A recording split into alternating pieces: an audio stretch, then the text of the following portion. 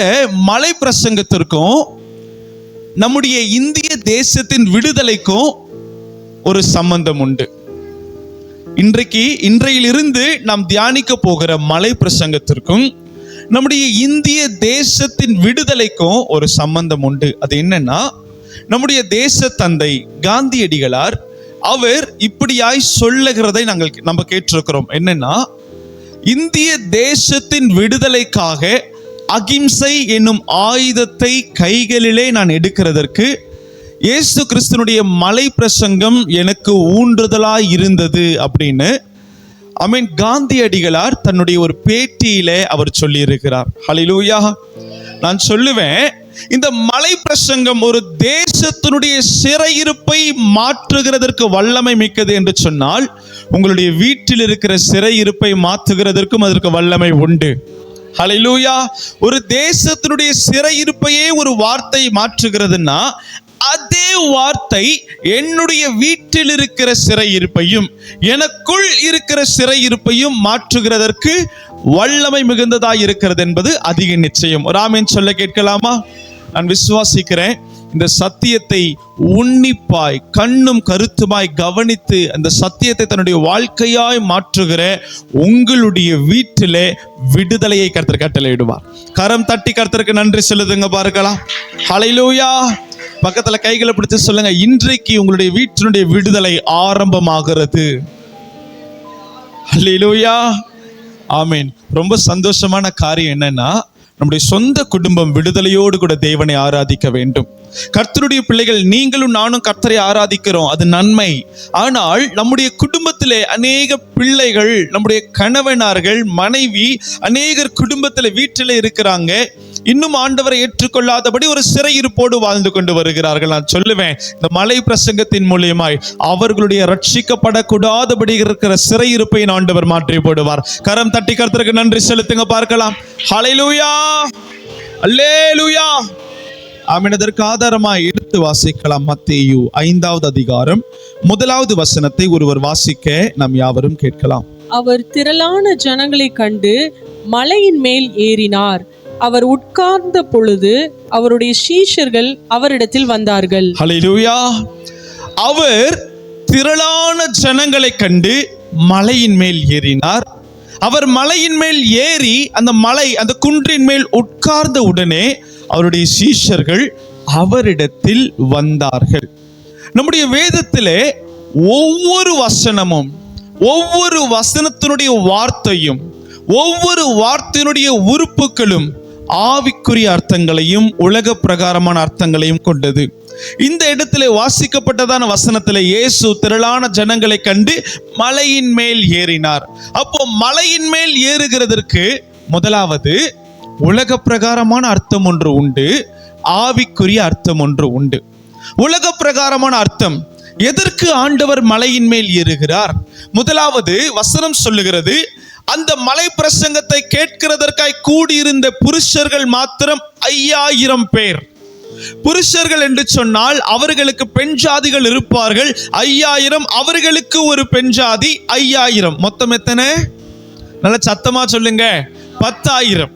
ஒரு குடும்பத்திற்கு இந்த காலத்துல 1 2, ஆனா அந்த காலத்துல கோத்திரமா பெல்ல பிறக்கும். ஒரு ஆமென் சொல்லுங்க பார்க்கலாம். ஆமென். நம்ம எடுத்துக்கலாம், இந்த காலத்தின் கணக்கின்படியே எடுத்துக்கொள்ளலாம். ஒரு குடும்பத்திற்கு 2 பிள்ளைகள் என்று எடுத்துக்கொள்ளுங்கள். மொத்தம் 20,000 ஆத்துமாக்கள் மலை பிரசங்கத்தை கேட்கிறதற்காக அவர்கள் கூடி இருக்கிறார்கள்.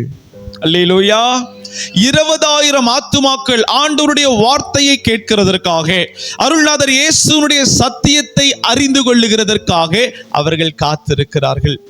அந்த 20,000 ஆத்துமாக்கள் அவர்களுக்கு தேவன் தன்னை வெளிப்படுத்தும்படியாக, அவர்களுடைய செவிகளிலே கர்த்தர் பிரசங்கிக்கிற வேத வாக்கியங்கள் கொண்டு போய் தொனிக்கும்படியாக, அந்த வார்த்தையை கேட்டு அவர்கள் தன்னுடைய வாழ்க்கையை வார்த்தைக்கு அர்ப்பணிக்கும்படியாக அவர் ஒரு உயர்ந்த ஸ்தலத்திலே நிற்க வேண்டியது அவசியமாக இருக்கிறது. இப்பொழுது நம்முடைய சபையில எடுத்துக்கொள்ளுங்க. நம்முடைய சபையில கர்த்தருடைய பிள்ளைகள், நீங்கள் கீழே இருக்கிறீங்க. நானும் கீழே இருந்து பிரசங்கித்தேன்னா ஒரு சிலருக்கு என்னுடைய முகம் தெரியாது. ஏன்னா ஒரு சிலர் வளர்த்தியில என்னோட உயர்ந்த மாதிரி இருக்கிறீங்க, ஒரு சிலர் என்னோட கூட கொஞ்சம் குள்ளமாவும் இருக்கிறீங்க. அப்போ இந்த குள்ளமா இருக்கிறவர்கள் இருக்கிறாங்கல்ல, அவர்களும் என்னை பார்க்கணும், உயர்ந்தவர்களும் என்னை பார்க்கணும். அதற்கு பொதுவாய் ஒரு மேடைக்கு மேலே நின்று பிரசங்கிக்கிறது ஒரு வழக்கம்.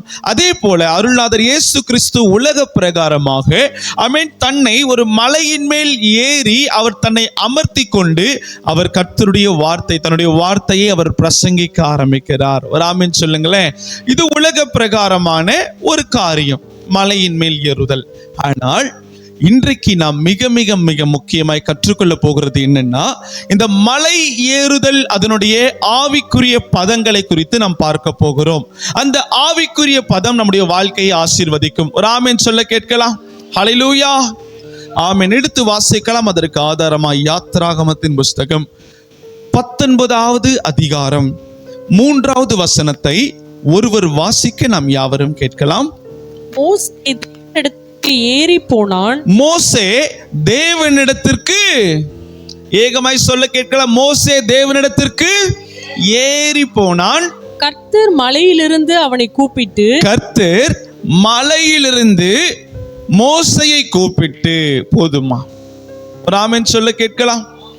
மோசே தேவனிடத்திற்கு நடந்து போனான் என்று சொல்லல, மோசே தேவனிடத்திற்கு ஓடி போனான் என்று சொல்லல, மோசே தேவனிடத்திற்கு ஏறி போனான். தேவன் மலையின் மேலிருந்து மோசையை கூப்பிடுகிறார். அப்போ மலைக்கு மேல் இருக்கிறது யார்? தேவன். மலையினுடைய அடிவாரத்தில் இருக்கிறது யார்? மோசே. தேவன் மலைக்கு மேலிருந்து மோசையை மலைக்கு மேல் ஏறி வா என்று சொல்லுகிறார். மோசே மலையினுடைய அடிவாரத்திலிருந்து மலைக்கு மேல் ஏறி போகிறதற்கு அவர் பிரயாசப்படுகிறார். ஏன் மோசே அப்படி பிரயாசப்பட வேண்டும்? அவர் தேவனோடு கூட பேச வேண்டும் என்கிறதற்காக அந்த மலையின் மேல் அவர் ஏறுகிறதற்கு பிரயாசப்படுகிறார். அல்லேலூயா. அப்பொழுது மலை ஏறுதல் அது எதை அடையாளப்படுத்துகிறது? தேவனுடைய சமூகத்திலே காத்திருக்குதலை அடையாளப்படுத்துகிறது. மலை ஏறுதல் அது எதை அடையாளப்படுத்துகிறது? தேவனுடைய பிரசன்னம் இருக்கிற ஸ்தலத்தை அது அடையாளப்படுத்துகிறது. மலை ஏறுதல் அது எதை அடையாளப்படுத்துகிறது? சேனைகளின் பரிசுத்தருடைய பாதத்தை அடையாளப்படுத்துகிறது. ஹல்லேலூயா. இன்றைக்கு கர்த்தருடைய பிள்ளைகள், நீங்களும் நானும் அந்த மலை ஏறுகிற அனுபவத்தை பெற்றுக்கொள்ள வேண்டும் என்று பரிசுத்த ஆவியானவர் விரும்புகிறார். ஒரு ஆமென் சொல்லுங்க பார்க்கலாம். எந்த ஒரு பிள்ளை தேவ சமூகத்திலே காத்திருக்கிறானோ, எந்த ஒரு பிள்ளை தேவ சமூகத்தில் கர்த்தருடைய பாதமே தஞ்சம் என்று கட்டி பிடித்து கொண்டிருக்கிறானோ, எந்த ஒரு கர்த்தருடைய பிள்ளை ஆண்டவருடைய பாதத்தில் அமர்ந்திருந்து உபவாசித்து ஆமென் தேவனுடைய நாமத்தை மகிமைப்படுத்துகிறானோ, அந்த பிள்ளை மலை ஏறுகிற அனுபவத்தை கொண்டிருக்கிறான். அந்த பிள்ளையினுடைய ஜெபங்களுக்கு கர்த்தருடைய கண்கள் திறந்தவைகளும், அந்த பிள்ளையினுடைய செவிகளை கர்த்தர் கவனித்து கேட்கிறவருமாய் இருக்கிறார். ஒரு ஆமென் சொல்ல கேட்கலாம். ஹல்லேலூயா. அப்பொழுது மலை ஏறுதல் அது எதை அடையாளப்படுத்துகிறது என்று சொன்னால், தேவனுடைய பிரசன்னத்திற்கு போய் அமருதல் என்று அடையாளப்படுத்துகிறது. ஒரு தேவ பிள்ளை நம்முடைய வாழ்க்கையிலே நடக்க போகிற சகல போராட்டத்திற்கும் விடை எங்க இருக்குன்னா, ஆண்டவருடைய பாதத்தில். எத்தனை பேர் நம்புகிறீர்கள்? ஆமென். நம்முடைய வாழ்க்கையில என்ன போராட்டம் இருந்தாலும் சரி, என்ன பிரச்சனைகள் இருந்தாலும் சரி, நீங்களும் நான் அந்த போராட்டத்திற்கும் அந்த பிரச்சனைக்கும் ஆமென் ஒரு நல்ல தீர்வை ஆண்டவருடைய பிரசன்னத்திலே இருந்து நாம் பெற்றுக்கொள்ள முடியும். இந்த நாளிலே பிதா குமாரன் பரிசுத்த ஆவியானுடைய நாமத்தினாலே மூழ்கி ஞானஸ்நானம் பெற்ற கர்த்தருடைய பிள்ளைகள், உங்களுடைய வாழ்க்கையில என்ன போராட்டங்கள் வந்தாலும், உங்களுடைய வாழ்க்கையில என்ன பிரச்சனைகள் வந்தாலும், அவைகளுக்கு தீர்வு அருள்நாதர் இயேசுவினுடைய பாதத்தில் உண்டு. ஒரு ஆமென் சொல்ல கேட்கலாம். பக்கத்துல கைகளை பிடிச்சு சொல்லுங்க, உங்க போராட்டத்திற்கு தீர்வு இயேசுவினுடைய பாதத்திலே உண்டு. ஹல்லேலூயா. அவருடைய பாதத்திலே தான் நம்முடைய போராட்டத்திற்கு தீர்வு உண்டு.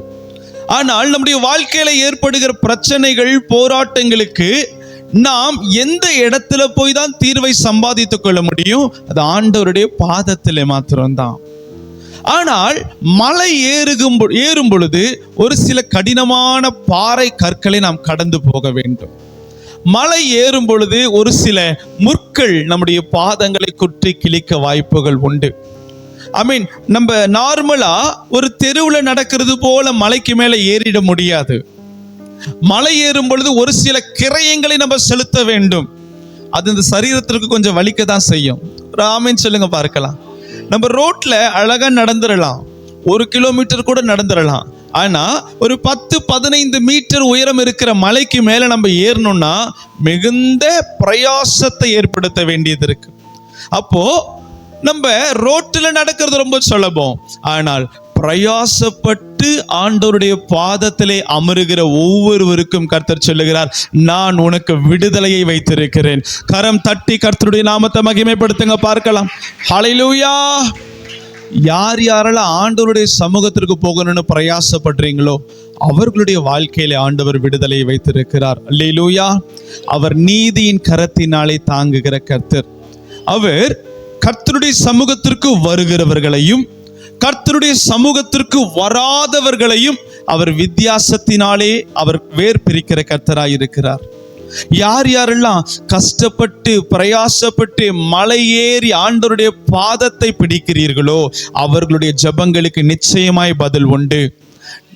மலை ஏறுன்னு பாஸ்டர் சொல்றார். சென்னைக்கு பின்னாடி இருக்கிற பரங்கி மலையில போய் என்ன பண்ணிடாதீங்க, ஏறிடாதீங்க. இதனுடைய ஆவிக்குரிய அர்த்தத்தை நீங்கள் பிடித்து கொள்ள வேண்டும் என்று கர்த்தர் விரும்புகிறார். ஹல்லேலூயா.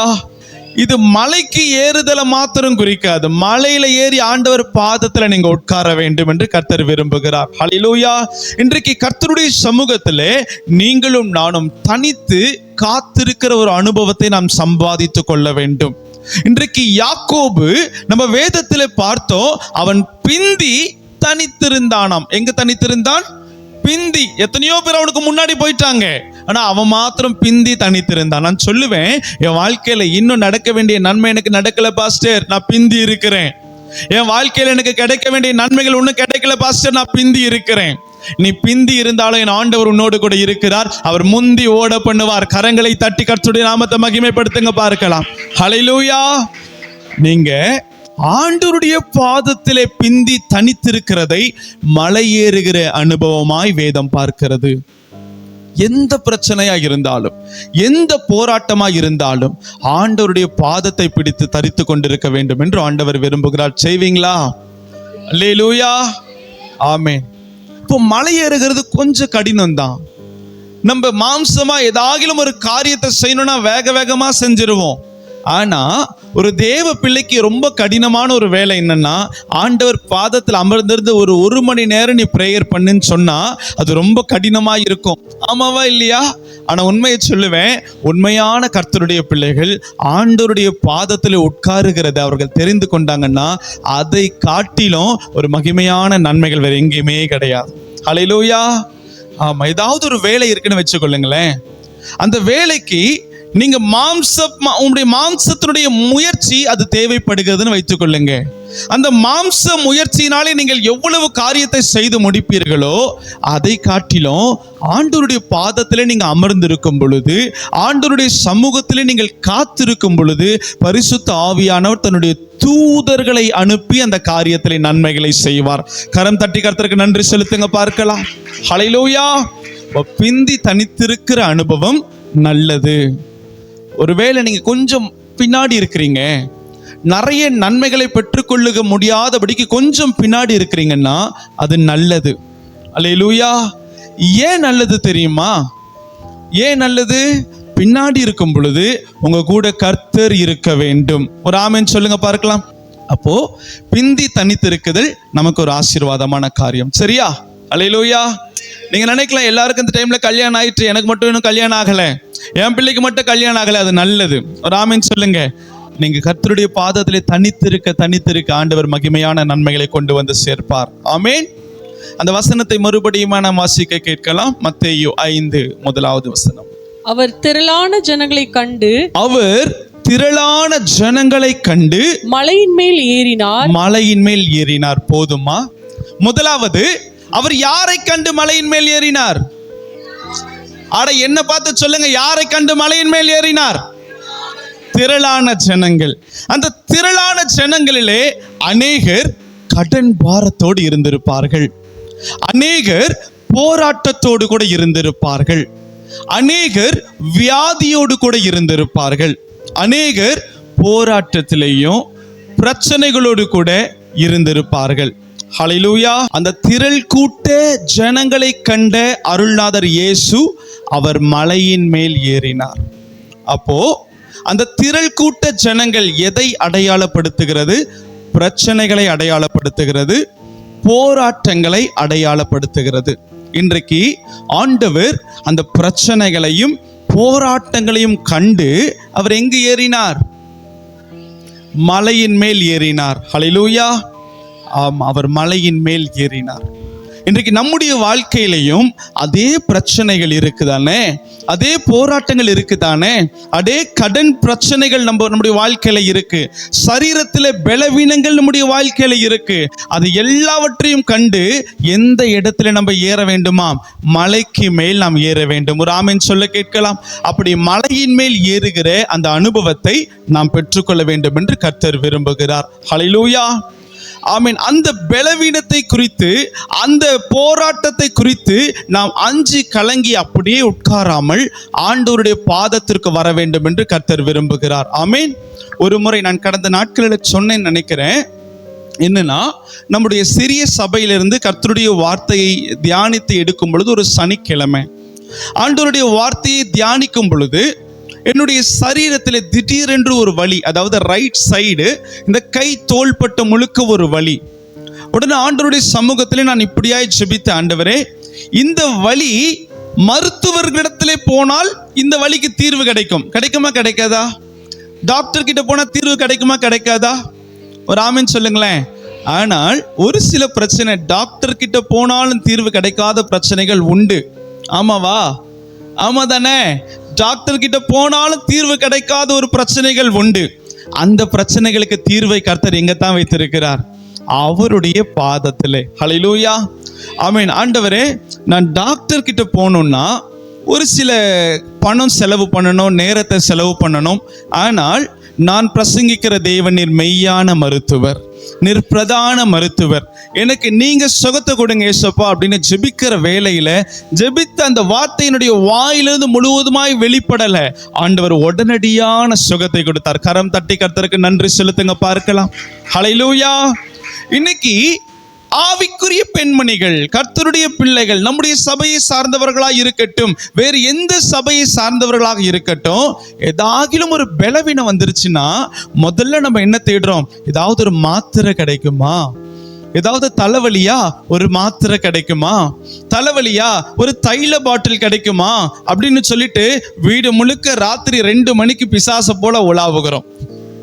ராமன் சொல்லுங்களேன். ஆமா, ஏன்னா அது எங்க வச்சோம் ஏது வச்சோன்னு தெரியல. பாத்தீங்களா? வீடு முழுக்க ஒவ்வொரு ரூமா போறோம், தலைக்காணியை தூக்கி பார்க்கிறோம், கபோர்டை திறந்து பார்க்கிறோம். எங்க தாயா வச்சேன் என் தைல டப்பாவை, எங்க தான் வச்ச என்னுடைய மாத்திரையை அப்படின்னு அலைந்து அலைந்து அலைந்து திரிகிற ஒரு அனுபவம். நான் சொல்லுவேன், என் ஆண்டவருடைய பிள்ளைகள், உங்களுடைய கவனத்திற்கு உங்களுடைய வாழ்க்கையில காணப்படுகிற போராட்டங்களை எந்த இடத்துல இருந்து தெரியுமா நீங்க மேற்கொள்ள முடியும்? ஆண்டவருடைய பாதத்திலே. கரம் தட்டி கர்த்தருக்கு நன்றி செலுத்துங்க பார்க்கலாம். ஹல்லேலூயா. ரட்சிக்கப்பட்ட ஒவ்வொரு கர்த்தருடைய பிள்ளைகளுக்கும் தெரிந்திருக்க வேண்டும், என்னுடைய பலவீனத்திற்கு சரீர பிரகாரமான பலவீனம் மாத்திரமல்ல, ஆவிக்குரிய பலவீனம் எதுவாக இருந்தாலும் ஆண்டவருடைய பாதத்தில் அமரும் பொழுது அவர் விடுதலையை தருவார். அல்லேலூயா. நல்ல சத்தமோர் அல்லேலூயா. ஆமா, ஆண்டவருடைய பாதத்தில் விடுதலை. இந்த மலை பிரசங்கம் ஒரு நாட்டுக்கே விடுதலையை தரும் என்று சொன்னால், உங்களுடைய வீட்டுக்கு விடுதலை தராதா? உங்களுடைய சரீரத்திற்கு விடுதலை தராதா? உங்களுடைய பிரச்சனைகளுக்கு ஒரு தீர்வை தராதா? அது தரும். விசுவாசிக்கிறவர்கள் தேவனுடைய மகிமைகளை காண போகிறீர்கள். அல்லேலூயா. இப்போ கர்த்தருடைய பிள்ளைகள், நமக்குத்தான் தெரியும் நம்முடைய வேதம் ஒவ்வொன்றும் ஒரு ஆசீர்வாதமான ஒரு மருந்து. ஒரு ஊழியக்காரர் இப்படியாய் சொன்னார். என்னன்னா, அவருக்கு ஏதாகிலும் ஒரு பலவீனம் வந்துருச்சுன்னா அவர் முதல்ல 91வது சங்கீதத்தை எடுப்பாராம். எடுத்துட்டு ஒவ்வொரு வசனத்தை வாசிச்சுட்டு ஒவ்வொரு மடக்கு தண்ணி குடிப்பாராம். ஒவ்வொரு வசனத்தை வாசித்துட்டு ஒவ்வொரு மடக்கு தண்ணி குடிச்சிட்டு 16 வசனம் வாசிச்சு முடிக்கிறதுக்குள்ள அந்த பலவீனம் அவரை விட்டு போயிருமா. ஒரு ஆமீன் சொல்லுங்க பார்க்கலாம். ஏனென்றால் நம்முடைய வேதம் அது மகிமையான மருந்து. ஹல்லேலூயா. இன்னைக்கு இந்த மகிமையான மருந்தை நீங்கள் உட்கொள்ள வேண்டும் என்று கர்த்தர் விரும்புகிறார். இந்த மகிமையான மருந்தை உங்களுடைய பலவீனத்திற்கும் சரி, உங்களுடைய வாழ்க்கையில காணப்படுகிற போராட்ட பிரச்சனைகளுக்கும் சரி, நீங்கள் உட்கொள்ள வேண்டும் என்று கர்த்தர் விரும்புகிறார். ஹல்லேலூயா. ஒரு காலத்திலே சபை, ஆமென், கர்த்தருடைய பிள்ளைகள் ஒவ்வொருவரும் 1 மணி நேரமாவது ஆண்டவருடைய பாதத்தில் ஜெபிக்கிற அனுபவத்தை ஒரு காலத்தில் கிறிஸ்தவர்கள் கொண்டிருந்தார்கள். ஆனா இந்த காலத்தில் எப்படி தெரியுமா இருக்கு? வாரத்திற்கே அவங்க ஜெபிக்கிற ஜெபத்தை கூட்டி பார்த்தா கூட 1 மணி நேரம் வர மாட்டேங்குது. ஹல்லேலூயா. நான் சொல்றது சரிதானா? ஆமா. அந்த 7 நாளும் ஜெபிக்கிற ஜெபத்திற்கு கூட்டல் பார்த்து அப்படி பார்த்தோம்னா 1 மணி நேரம் வர மாட்டேங்குது. அப்போ எங்க குணமாகிறது சரீரத்துல? உங்களுக்கு சரீரத்தில் மாத்திரம் இல்லை, உங்களுடைய வாழ்க்கையில எந்த பகுதிகளில் பலவீனம் இருந்தாலும் நீங்களும் நான் அதற்கு மருந்தையும் தீர்மானத்தையும் எங்கிருந்தான் எடுக்க முடியும்? அவருடைய வேதத்தில் இருந்து. பக்கத்துல கைகளை பிடிச்சு சொல்லுங்க, இந்த வேதமே நல்ல மருந்து. ஹல்லேலூயா. இந்த வேதத்திலே தியானமாய் இருக்கிற மனுஷன் பாக்கியவான் என்று சங்கீதம் 1வது அதிகாரத்திலே நம்ம பார்க்கிறோம். கர்த்தருடைய பிள்ளைகள், இந்த வேதத்திலே நாம் தியானமாய் இருக்க இருக்க இருக்க முதலாவது நம்முடைய எரிச்சல்கள் தணிந்து போகும், நம்முடைய கோபங்கள் தணிந்து போகும். இன்னைக்கு நிறைய கிறிஸ்துவர்களுக்குள்ளவே மனதளவுல ஒரு கோபம், ஒரு எரிச்சல், அவர்களை குறித்து ஒரு எரிச்சல், இவர்களை குறித்து ஒரு எரிச்சல். அது ஏன் வருதுன்னா, இந்த இருதயத்தை எரிச்சலினாலே நிரப்பினதுனால தான் எரிச்சல் வெளியில வருகிறது. நம்ம இருதயத்தை எதனால நிரப்புகிறோமோ அதான் வெளியில வரும். ஆமா தானே நான் சொல்றது? ஒரு குடத்துல தண்ணியால நிரப்புனீங்கன்னா குடத்துக்குள்ள என்னதான் எடுக்க முடியும்? தண்ணி தான் எடுக்க முடியும். அப்போ இந்த இருதயத்துல நீங்கள் எரிச்சலினாலே நிரப்புனீங்கன்னா என்னத்தான் வெளியில வரும்? ஆமா. இந்த இருதயத்துல வேதத்தினால நிரப்புனீங்கன்னா என்ன வெளியில வரும்? வேத வார்த்தை தான் வெளியில வரும். ஏன்னா வசனம் சொல்லுது, இருதயத்தின் நிறைவினால் வாய் பேசும். பக்கத்துல கைகளை பிடிச்சு சொல்லுங்க, இருதயத்தின் நிறைவினால் வாய் பேசும். அல்லேலூயா. அப்ப மலை ஏறுகிற ஒரு அனுபவம். இன்றைக்கு ஆண்டவருடைய இரத்தத்தினால் கழுவப்பட்ட ஒவ்வொரு பிள்ளைகளும் அந்த மலை ஏறுகிற அனுபவத்தை நாம் கொண்டிருக்க வேண்டும். ஆண்டவருடைய பாதத்தில் பிந்தி தனித்திருந்து காத்திருக்கிற அந்த அனுபவத்தை நாம் பெற்றுக்கொள்ள வேண்டும். அது ஆரம்பத்தில் கொஞ்சம் கடினமாய் உங்களுக்கு தோன்றலாம், ஆனால் அது உங்களுடைய வாழ்க்கையினுடைய நடைமுறையாய் மாற்றப்பட்டது என்று சொன்னால் அப்படிப்பட்ட அந்த ஜெபிக்கிற அனுபவம் உங்களுக்கு மிக மிக மிக ஆசீர்வாதமான ஒரு காரியமாய் மாறிவிடும். அல்லேலூயா. நம்ம காலையில எழும்பின உடனே உங்களுடைய வீட்டில் எல்லாரும் ஜெபிக்கிற சத்தம் கேட்டுச்சுன்னா எப்படி இருக்கும்? நீங்க ஆசைப்படுறீங்களா? உங்க வீட்டில் ஜெபிக்கிற சத்தம் கேட்கணும்னு ஆசைப்படுறீங்களா? காலையில எழும்பின உடனே ஜெப சத்தம், ராத்திரி அந்த நாளை முடிக்கும் போது ஒரு ஜெப சத்தம், மத்தியில வீட்டுக்குள்ள வேலை செய்கிற அந்த வேலையில ஆண்டவருடைய பாடலை பாடிக்கிட்டே இருக்கிறதான அந்த சத்தம். அந்த சத்தம் கேட்கிற இடத்துல பிசாசுக்கு இடம் இல்லை. ஒரு ஆமென் சொல்லுங்களேன். ஹல்லேலூயா. அப்படி துதிக்கிற சத்தம் கேட்க கேட்க கேட்க அந்த இடத்துல துதிக்கு பாத்திரர் அவர் இறங்கி வந்துடுவார். அவர் வந்துட்டா போதும், சூழ்நிலைகள் மாறிடும். அவர் வந்துட்டார்னா கிளைமேட்டே மாறிடும். அவர் வந்துட்டார்னா அந்த இடத்துல எவ்வளவு எரிச்சல் இருந்தாலும் அந்த இடத்துல ஒரு அன்பை கர்த்தர் ஊற்றி விடுவார். ஹல்லேலூயா. ஆமென். யாராவது ஒரு நபர் மேல ரொம்ப எரிச்சலோடு கூட நீங்க இருந்தீங்கன்னா, நீங்க சைலண்டா நீங்க உட்கார்ந்தீங்கன்னா என்ன தெரியுமா ஆகும்? அந்த எரிச்சல் வளர்ந்துகிட்டே இருக்கும். என்ன ஆகும்? வளர்ந்துகிட்டே இருக்கும்.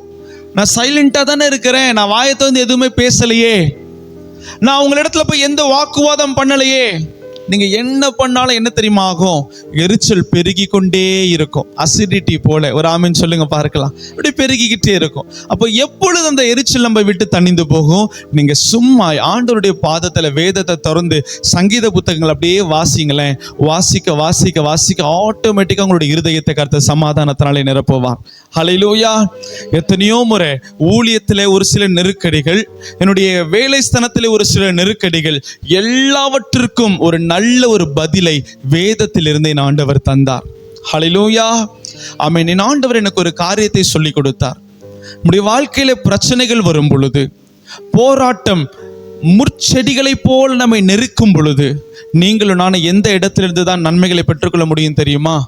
ஆண்டவருடைய பாதத்துல நீங்க உட்கார்ந்து பாருங்கம்மா. உங்க பிரச்சனை போராட்டத்தில் ஆண்டவருடைய பாதத்தில் உட்கார்ந்து பாருங்க. அந்த மலையேறுகிற அனுபவத்தை உங்களுடைய வாழ்க்கையில நீங்க அதை கொண்டு பாருங்க.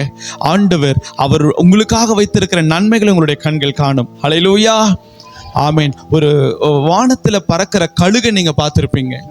அந்த கழுகு தன்னுடைய ஆகாரத்திற்காக பூமியை சுற்றி சுற்றி சுற்றி சுற்றி பார்க்கும் பொழுது ஏதாகிலும் ஒரு பாம்பு ஒரு புதருக்குள்ள இருக்கிறது கூட அந்த கழுகு என்ன செய்துவிடும்? தெளிவா பார்க்கும். வேகமாய் அந்த கழுகு அந்த பாம்பை கொத்தி கொண்டு அந்த தரையிலே இருந்து அந்த பாம்பை சாப்பிடுன்னு நினைக்கிறீங்களா? ஹல்லேலூயா. என்ன தெரியுமா பண்ணும்? அந்த பாம்பை அப்படியே கொத்திட்டு தன்னுடைய எல்கைக்கு அதை கொண்டு போகும். தன்னுடைய எல்லையாகிய வானத்திற்கு அது கொண்டு போகும். இன்றைக்கு நம்முடைய வாழ்க்கையிலையும் சத்துருக்கள் எவ்வளவாய் பெருகி இருக்கிறார்கள். சத்துருக்கள் எவ்வளவாய் பெருகி இருக்கிறார்கள். பலவீனங்கள் என்கிறதான பிசாசனுடைய வல்லமைகள், ஆமென். போராட்டம் என்கிறதான பிசாசனுடைய வல்லமைகள், ஆமென். தேவைகள், பற்றாக்குறைகள் எந்த காரியமா இருந்தாலும் நான் சொல்லுவேன், அந்த கழுகை பார்த்து கற்றுக்கொள்ள வேண்டும். அந்த பலவீனத்தை, அந்த போராட்டத்தை, அந்த கிரியைகளை தேவ சமூகத்திற்கு கொண்டு போக வேண்டும் என்று கர்த்தர் விரும்புகிறார். ஹல்லேலூயா. உங்களுடைய அந்த பேட்டில் ஃபீல்ட், அந்த போர்க்களத்தை மாற்ற வேண்டும் என்று கர்த்தர் விரும்புகிறார். இன்றைக்கு ஆண்டவர் உங்களையும் என்னை அவர் ஆசீர்வதிக்க வேண்டும் என்று பிரியத்தோடு இருக்கிறார். வசனம் சொல்லுது, இஸ்ரவேலை ஆசீர்வதிப்பதே. இன்னொரு முறை சொல்ல கேட்கலாம். யார் இஸ்ரவேலர்கள்? ஆமென். நாம் தான் இஸ்ரவேலர்கள். இஸ்ரவேலர்கள் அவர்கள் தேவனை துதிக்கிற கூட்டம். இஸ்ரவேலர்கள் அவர்கள் தேவனை மகிமைப்படுத்துகிற ஒரு கூட்டம். இஸ்ரவேலர்கள் தேவனுடைய பாதத்திலே அமர்ந்திருக்கிற ஒரு கூட்டம். தேவனுடைய சத்தத்தை கேட்கிற ஒரு கூட்டம். எந்த ஒரு கர்த்தருடைய பிள்ளை தேவனுடைய பாதத்திலே அமர்ந்திருந்த அவருடைய சத்தத்தை கேட்டு சித்தத்தை செய்ய நீங்கள் ஆவலோடு இருக்கிறீர்களோ, உங்களை தான் கர்த்தர் ஆவிக்குரிய இஸ்ரவேலர்களாய் பார்க்கிறார். கரம் தட்டி கர்த்தருக்கு நன்றி செலுத்துங்க. ஆண்டவர் சொல்லியிருக்கிறார், உங்களை ஆசீர்வதிப்பதே எனக்கு பிரியம். உங்களையும் என்னையும் ஆசீர்வதிக்கணும்னு தான் ஒருத்தர் கங்கணம் கட்டிட்டு அலைகிறார். அவர் பேர் என்ன தெரியுமா? இயேசு. ஒரு ஆமீன் சொல்லுங்க. ஆமீன். பக்கத்துல கைகளை பிடிச்சு சொல்லுங்க, உங்களை ஆசீர்வதிப்பதற்காகத்தான் அவர் கங்கணம் கட்டிட்டு அலைகிறார். எப்படி ஆகிலும் ஆசீர்வதித்திருவார். ஹல்லேலூயா. அப்படி அவர் ஆசீர்வதிக்க வேண்டும் என்று சொன்னால் நீங்கள் அவருடைய எல்லைக்கு போக வேண்டும். மோசேக்கு ஒரு ஆசீர்வாதம் தேவைப்பட்டது. மோசேக்கு கர்த்தருடைய வார்த்தை தேவைப்பட்டது. அநேக மனிதர்களுடைய வார்த்தை. 6 லட்சம் இஸ்ரவேலர்கள் மோசேயை பிடித்து இதை வேணும், அதை கொடு, இதை கொடு, அப்படி கொடு, இப்படி கொடுன்னு ஒவ்வொரு நாள் அவரை ரொம்ப என்ன பண்ணி கொண்டு இருக்கிறாங்க? வருத்தப்படுத்தி எடுக்கிறார்கள். சொல்லப்போனா வருத்த எடுக்கிறாங்க. என்ன பண்றாங்க? ஆமா, அந்த வேளையில மோசே அந்த மனுஷங்களுடைய சத்தத்தை எல்லாம் கேட்டுக்கிட்டே இருந்தான்னு வச்சுக்கோங்களேன், அவர் என்ன ஆயிடுவாரு? ஆமா, கீழ்பாக்கத்துல ஒரு பெட்டு போட்டுற வேண்டியதுதான். ஆனா மோசேக்கு தெரிஞ்சிச்சு, இந்த மனுஷங்களுடைய சத்தம். ஒருத்தன் காடையை கேட்கான், ஒருத்தன் தண்ணியை கொடுன்னு கேட்கான், ஒருத்தன் தண்ணி கசப்பா இருக்கு எனக்கு இனிப்பான தண்ணி கொடுன்னு கேட்க, ஒருத்தன் வானத்தை அந்த மண்ணாவை எக்ஸ்ட்ரா எடுத்து சேமிச்சு வச்சுக்கிட்டான். சொன்ன பேச்சை மட்டும் என்ன பண்ண மாட்டேங்கிறான்? ஆமா, கேட்க மாட்டேங்கிறான். எதையோ கேட்கிறான், ஆனா சொன்ன பேச்சை மட்டும் என்ன பண்ண மாட்டேங்கிறான்? கேட்க மாட்டேங்கிறான். அப்புறம் மோசே அவர் நினைத்தார், இவங்க கிட்ட பேசுனா கட்டாயம் நான் எங்க தான் போயிடுவேன். எங்க போயிடணும்? சொல்லுங்க, ஆமென் சொல்லுங்க. ஆமா, அதனால ஆண்டவருடைய சத்தத்தை கேட்டு நான் என்ன பண்ணணும்னு அவர்கிட்ட கேட்கலான்னு சொல்லிட்டு தான் அவர் மலைக்கு மேலே ஏறி போகிறார். மலைக்கு மேலே போய் ஆண்டவருடைய பாதத்தில் உட்கார்ந்த உடனே ஆண்டவர் பேசுகிறார். சொல்லுவேன், நீங்க நினைக்கிறீங்களே ஏசப்பா என் கூட பேசணும். எத்தனை பேருக்கு அந்த ஆசை? ஆண்டவருடைய குரலை நான் கேட்கணும். அல்லேலூயா, ஸ்தோத்திரம். நேற்று தின ராத்திரியில் ஆண்டவருடைய சமூகத்தில் நான் அமர்ந்திருந்த தகப்பனே, ஞானஸ்நானம் பெறவிருக்கிற பிள்ளைகள் இருக்கிறாங்கப்பா. ஒவ்வொருவருக்கும் என்ன பெயரை கொடுக்கணும், என்ன பெயரை வைக்கணும் ஏசப்பா நீங்க சொல்லுங்க. ஆனா வேதத்துல எத்தனையோ பெண்களுடைய பெயர், ஆண்களுடைய பெயர் இருக்கு. எல்லா பெயரத்துல ஏதாவது ஒரு பெயர் எடுத்து வைக்க முடியும். ஆனா நீங்க சொல்லுங்க ஏசப்பா, உங்க பிள்ளைங்களுக்கு யார் தான் பெயரை வைக்கணும்? நீங்க சொல்லுங்கன்னு கேட்கும் பொழுது ஒவ்வொருடைய பெயரை ஆண்டவர் என்னுடைய செவிகள் கேட்க அவர் பேசினார். ஒரு ஆமென் சொல்லுங்க பார்க்கலாம். ஹல்லேலூயா. மலைக்கு ஏற ஏற ஏற ஆண்டவருடைய சத்தத்தை நம்மளால கேட்க முடியும். அல்லேலூயா. ஏதாகிலும் ஒரு பிரச்சனையா, ஏதாகிலும் ஒரு போராட்டமா, ஏதாவது ஒரு பலவீனமா, கடன் என்னும் சாபக்கட்டுல சிக்கி தவித்து கொண்டிருக்கிறீர்களா? நான் சொல்லுவேன், அந்த ஜனங்களை கண்டு அவர் மலையின் மேல் ஏறினார். அந்த கடன்களை கண்டு நீங்கள் கர்த்தருடைய சமூகத்திற்கு போங்க. உங்களுடைய பலவீனத்தை கண்டு நீங்க ஆண்டவருடைய சமூகத்திற்கு போங்க. உங்களுடைய போராட்டங்களை கண்டு ஆண்டவருடைய சமூகத்திற்கு போங்க. ஆண்டவருடைய சமூகத்திற்கு போக போக போக அவர் உங்களை நன்மையினாலே நிரப்புவார். ஹல்லேலூயா. அவர் நன்மைகளினாலே நிரப்புவார். அந்த பாம்பை அந்த கழுகு தன்னுடைய எல்லைக்கு கொண்டு போகும். ஏன் தெரியுமா? பாம்பிற்கு பலனே அதனுடைய எல்லை தான். இந்த பூமியில அந்த கழுகு அந்த பாம்பை அதை கடிச்சு சாப்பிடணும்னு பிரயாசப்பட்டுச்சுன்னா அந்த பாம்பு அந்த கழுகுனுடைய கழுத்தை சுத்தி நெரித்து அந்த கழுகை சாப்பிட்டுட்டு போயிடும். கரெக்டு தானே நான் சொல்றது? அந்த கழுகுக்கு தெரிஞ்சிருக்கு, எனக்கு பெலன் வானம்தான், எனக்கு பெலன் என்னுடைய எல்லை தான். உங்களுக்கு தெரியணும், உங்களுக்கு பெலன் மலைக்கு மேல் இருக்கிற அந்த பகுதி தான். உங்களுடைய பெலன் கர்த்தருடைய சமூகம் தான். ஹல்லேலூயா. உங்களுடைய பிரச்சனைகள் அப்படியே நீங்க எங்க பண்ணுங்க? ஆண்டவருடைய சமூகத்திற்கு கொண்டு போங்க. உங்ககிட்ட நான் சேலஞ்ச் பண்ண முடியும். உங்களுக்கு எந்தெந்த பிரச்சனைகளாக இருந்தாலும், என்னென்ன போராட்டங்கள் உங்களுடைய வாழ்க்கையில இருந்தாலும், அந்த போராட்டத்தை நீங்க என்ன செய்யாதீங்க? தொடாதீங்க. ஆண்டவரிடத்துல அப்படியே கொண்டு போய் விட்டுருங்க. ஹல்லேலூயா. கர்த்தருடைய சமூகத்துல கொண்டு போய் விட்டுட்டு, ஆண்டவரே, இன்னென்ன பிரச்சனைகள் என்னுடைய வாழ்க்கையில காணப்படுதுப்பா, என் பிரச்சனையில என் தேவனீர் எனக்கு ஒரு விடுதலையை தாங்கப்பா. நீங்க ஜெபிக்கும் பொழுது கர்த்தர் விடுதலையை தருவார். ஹல்லேலூயா. ஏகமாய் ஒரு ஆமென் சொல்ல கேட்கலாம். ஆமென். அப்போ நம்ம போராட்டம் பிரச்சனைகள் வருகிற வேளையிலே நம்ம எங்க ஏறணும்னு ஆண்டவர் விரும்புகிறார்? அவருடைய பாதை, மலை ஏறுகிற அந்த ஆவிக்குரிய அனுபவம். ஆனால் உங்களுக்கு இதிலிருந்து இன்னொரு ஆழமான ஒரு சத்தியத்தை நான் உங்களுக்கு சொல்ல விரும்புகிறேன். அது என்னன்னா, இயேசு திரளான ஜனங்களை கண்ட உடனே தான் அவர் மலையின் மேல் ஏறுகிறார். இன்றைக்கு அநேக கர்த்தருடைய பிள்ளைகள் நம்ம பிரச்சனைகளை பார்த்த உடனே தான் ஜெபிக்கவே ஆரம்பிக்கிறோம். ஆமாவா இல்லையா? மற்ற நாள்லாம் ஃப்ரீயா இருப்போம். ஏதாவது ஒரு பிரச்சனைனா நல்ல ஜெபம், பிரச்சனைனா உபவாசம், பிரச்சனைனா ஆண்டவருடைய பாதத்தில் உட்கார்ந்து ஒரு நாள் முழுக்க வேதத்தை வாசிக்கிறது. ஹல்லேலூயா. நான் சொல்லுவேன், அந்த பிரச்சனைக்காக மாத்திரம் இயேசுவை தேடாதீங்க. ஒவ்வொரு நாளும் மோசையை போல மலைக்கு மேலே ஏறி தரித்திருங்கள். கரம் தட்டி கர்த்தருக்கு நன்றி செலுத்துங்க பார்க்கலாம். ஹல்லேலூயா. ஒவ்வொரு நாளும், each and every single day நீங்க கர்த்தருடைய சமூகத்திலே காத்திருக்க என்ன தெரியுமா நடக்கும்? வரப்போகிற பிரச்சனைகளை ஆண்டவர் முன்பாகவே உங்களுக்கு வெளிப்படுத்துவார். அல்லேலூயா. முதல் படி, பிரச்சனை வந்த உடனே அந்த பிரச்சனையை கொண்டு போய் ஆண்டவருடைய பாதத்துல கொண்டு போய் வைக்கிறது. ஆண்டவர் பதில் தருவார், நன்மை. இரண்டாவது படி, அந்த பிரச்சனை வர்றதுக்கு முன்னாடியே நீங்களும் நானும் மலைக்கு மேலே ஏறி நின்னுட்டோம்னா ஆண்டவர் சொல்லுவார், இந்த நாளிலே உனக்கு ஒரு பிரச்சனை வரப்போகுதுப்பா, இதுக்காக நீ ஜெபம் பண்ணு. ஹல்லேலூயா. அப்படி அதற்காக நம்ம ஜெபம் பண்ணும் பொழுது நடக்கிறது என்ன தெரியுமா? அந்த பிரச்சனையினுடைய நிழலை கூட நம்ம பார்க்காதபடி ஆண்டவர் அதை மாற்றி போடுவார். அல்லேலூயா. ஆமென். நிறைய பேர் உங்களுடைய சொப்பனத்துல, தரிசனத்தில் ஆண்டவர் உங்களோடு கூட பேசுகிறார். உங்களுடைய கனவுல ஆண்டவர் ஒரு சில காரியங்களை வெளிப்படுத்துவார். அல்லேலூயா. ஆமென். நான் ஆஃபீஸ்க்கு பஸ்ஸில் போகும்போதும் சரி, பஸ்ஸில் திரும்பி வீட்டுக்கு வரும்போதும் சரி, ஏதாவது ஒரு ஊழிய காரியமாய் பிரயாணம் பண்ணும் பொழுதும் சரி, வீட்டில் ஆமென் படுத்திருக்கும் பொழுதும் சரி, ஆண்டவர் சபையில இந்த வாரத்துல நடக்க போகிற ஒரு காரியத்தை தரிசனத்தின் மூலியமாக, சொப்பனத்தின் மூலியமாக வெளிப்படுத்திடுவார். ஹல்லேலூயா. வெளிப்படுத்திடுவார். ஒவ்வொரு காரியமும் இந்த சபையில இந்த ஆள் மூலியமா பிரச்சனை வரப்போகுதுன்னு ஆண்டவர் வெளிப்படுத்திடுவார். அப்போ நம்ம என்ன பண்ணுவோம்? அவருக்காக ஜெபிப்போம். ஆண்டவர் அந்த பிரச்சனைகளை வராம மாற்றி போடுவார். அல்லேலூயா. இது மாதிரி எத்தனையோ காரியத்தை ஆண்டவர் ஊழியத்தில் அவர் செய்திருக்கிறார். உங்களுடைய வாழ்க்கையில நான் சொல்லுவேன், பிரச்சனையை பார்த்துட்டு மலை ஏறுறது நல்லதுதான், பிரச்சனையை பார்த்துட்டு ஆண்டவர் சமூகத்துல ஓடுறது ரொம்ப நல்லதுதான். ஆனால் அதுக்கு அடுத்த படி, ஆண்டவருடைய சமூகத்திலேயே நீங்க காத்திருக்கும் பொழுது வருகிற பிரச்சனைகளை நீங்கள் அது பிறக்கிற இடத்திலேயே அதை அழிக்க முடியும். ராமன் சொல்லுங்க பார்க்கலாம்.